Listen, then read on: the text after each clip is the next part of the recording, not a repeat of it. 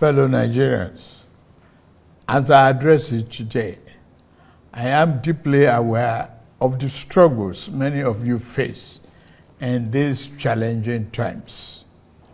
Our administration knows that many of you struggle with rising costs and the search for meaningful employment. I want to assure you that your voices are heard.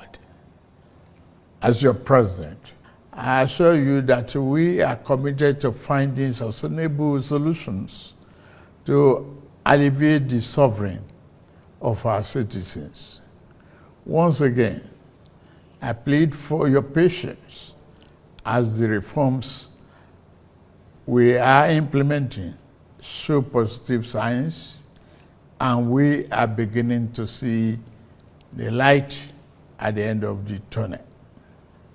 Exactly 64 years ago, our founding fathers chose democracy as a form of government and launched the dream of a great country that would lead the rest of Africa out of poverty, ignorance, and underdevelopment.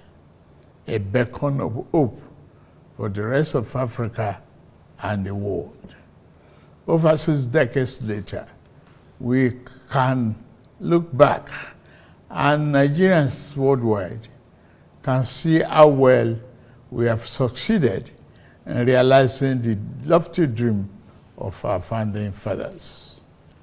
The world is witnessing and benefiting from the can-do spirit of Nigerian people, our massive intellectual capacity, and our enterprise and industry in all vocations, from art to science, technology to infrastructure. The dreams that our founding fathers envisaged are still work in progress. Every day, we put our hands on the plow, determined to do a better job of it. While it is tempting to focus on what has been left undone and where we have stumbled as a nation, we must never lose sight of how far we have come in forging and holding our country together. Since independence, our nation has survived many crises and upheavals that led to the dissolution and disintegration of many other nations worldwide. 6 years after independence, our country descended into a political crisis that led to a bitter and unavoidable civil war. Since returning from the brink of that darkest moment, we have learned to embrace our diversity and manage our differences better as we continue to work towards engendering a more perfect union. Despite the many challenges that buffeted our country, we remain a strong, united, and viable sovereign nation. Dear compatriots, our independence anniversary gave us another chance to reflect on how far we have gone in our journey to nation building and to renew our commitment to building a better nation that will serve present and future generations of Nigerians. While we celebrate the progress we have made as people in the last 64 years, we must also recognize some of our missed opportunities and mistakes of the past if we are to become one of the greatest nations on earth, as God has destined us to be. Our mistake must not be follow into the future. My administration took over leadership of our country 16 months ago at a critical juncture. The economy faced many headwinds, and our physical security highly impaired. We found ourselves at a decent crossroad where we must choose between two paths: reform for progress and prosperity, or carry on the business as usual and collapse. We decided to reform our political economy and defense architecture. On the security front, I am happy to announce to you, my compatriots, that our administration is winning the war on terror and banditry. Our target is to eliminate all threats of Boko Haram, banditry, kidnapping for ransom, and the scourge of all forms of violent extremism. Within 1 year, our government has eliminated many Boko Haram and bandit commanders faster than ever. As of the last count, over 300 Boko Haram and bandit commanders have been eliminated by our gallant troops in the northeast, northwest, and some other part of the country. We have restored peace to hundreds of communities in the north, and thousands of our people have been able to return home. It is an unfinished business, I agree, which our security agencies are committed to ending as quickly as possible. As soon as we can restore peace to many communities in the troubled part of the north, our farmers can return to their farms. We expect to see a leap in food production and a downward spiral in food costs. I promise you, we shall not falter on this. Our government has been responding to the recent natural disasters, particularly the flooding in the part of the country. After Vice President Kashim Shettima visited Maiduguri, I also visited to assure our people that this federal government will always stand with our people in their times of trouble. At the last meeting of the Federal Executive Council, we approved a disaster relief fund to mobilize private and public sector funds to help us respond faster to emergencies. Our government has also ordered integrity tests of our dams in the country to avert future disasters. The economy is undergoing the necessary reforms and retooling to serve us better and more sustainably. If we do not correct the physical misalignment that led to the current economic downturn, our country will face an uncertain future and the peril of unimaginable consequences. Thanks to the reform, our country attracted foreign direct investment worth more than $30 billion in the last year. Fellow compatriots, our administration is committed to free enterprises, free entry, and free exit in investment while maintaining the sanctity and efficacy of our regulatory processes. This principle guides the divestment transaction in our upstream sector, where we are committed to changing the fortune positively. As such, ExxonMobil surplus divestment will receive ministerial approval in a matter of days, having been concluded by the regulator, NUPRC, in line with the Petroleum Industry Act, PIA. This was done in the same manner as other qualified divestment approved in the sector. The move will create vibrancy and increase oil and gas production positively impacting our economy. The more disciplined approach adopted by the central bank to monetary policy management has ensured stability and predictability in our foreign exchange market. We inherited a reserve of over 33 billion 16 months ago. Since then, we have paid back the inherited forex backlog of 7 billion. We have cleared the ways and means debt of over 30 trillion naira. We have reduced the debt service ratio from 97% to 68%. Despite all this, we have managed to keep our foreign reserve at 37 billion.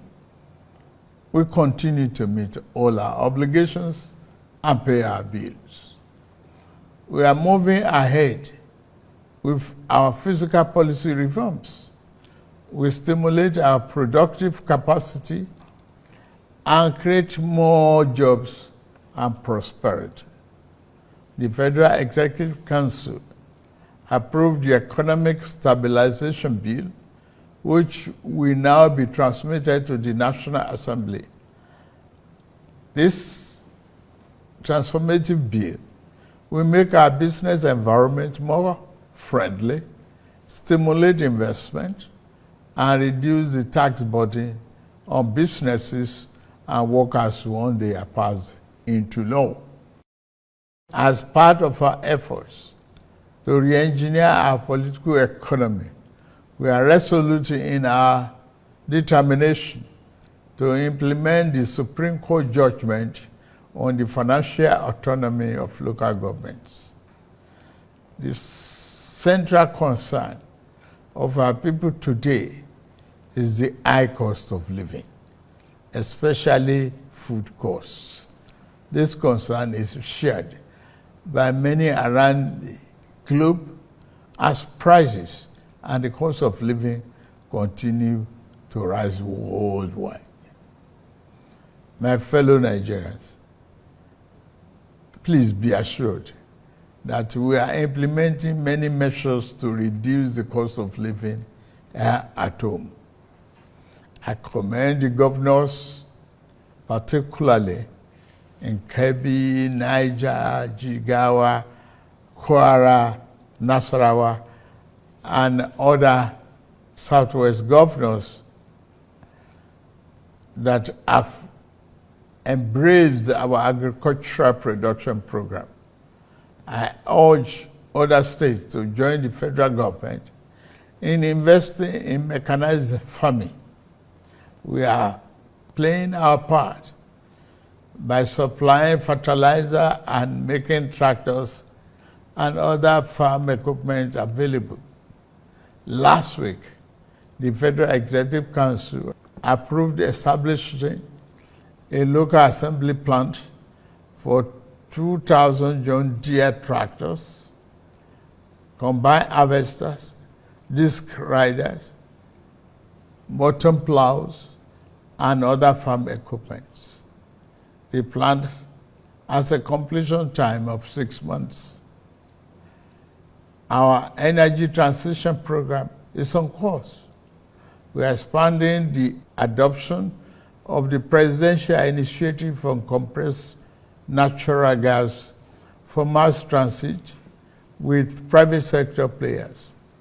The federal government is ready to assist the 36 states and FCT in acquiring CNG buses for cheaper public transportation.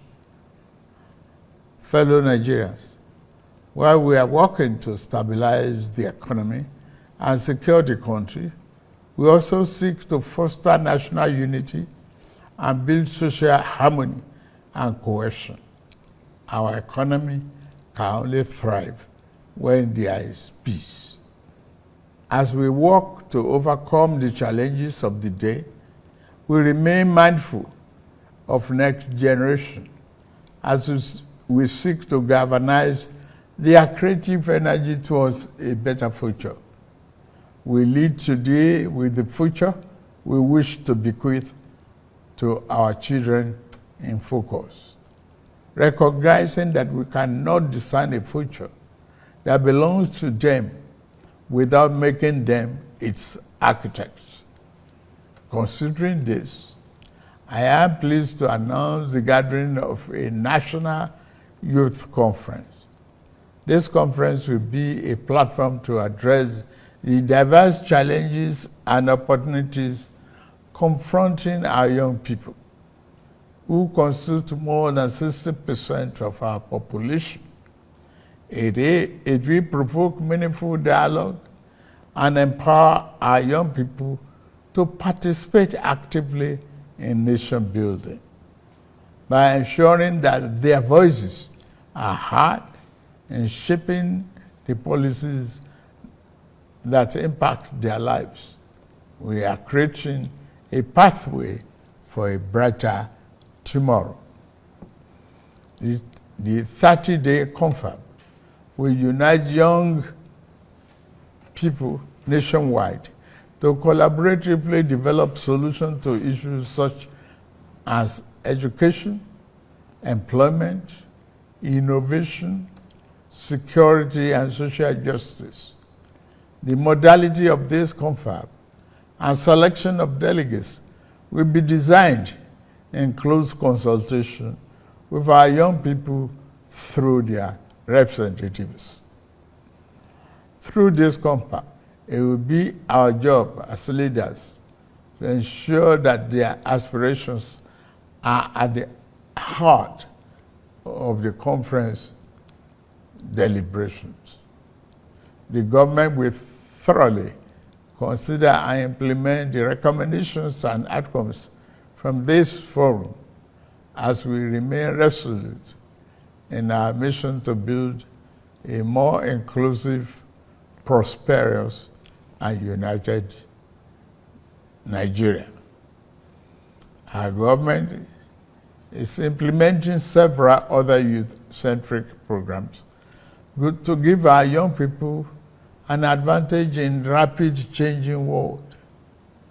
We are implementing, among others, the 3 million technical program of the Ministry of Communications, Innovation and Digital Economy, aimed at building Nigeria's technical talent backbone.